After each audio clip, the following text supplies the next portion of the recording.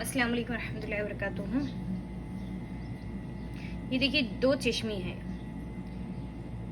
हाय मखलूत, ये अपनी असली शक्ल में है।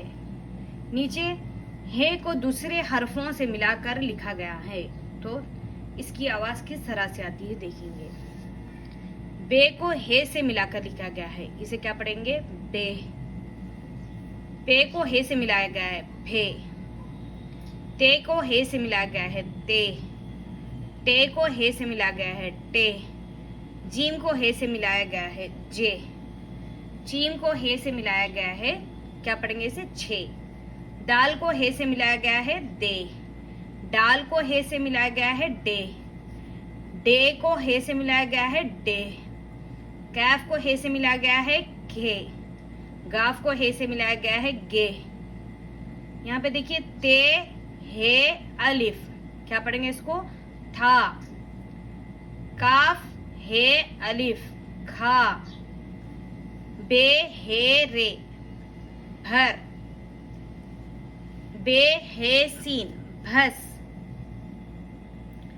बे हे टे भट। पे हे रे फुर। डाल हे बे ढब। डाल हे काफ ढक। ते हे मीम थम। जीम हे टे झट। चीम हे नून छन। चीम हे ते छत। दाल हे रे धर। काफ हे लाम खिल। पे हे लाम फल। काफ हे रे खुर। गाफ हे रे घर। लाम काफ हे लिख। रे काफ हे रख। पे डे है पढ़। लाम टे है लठ।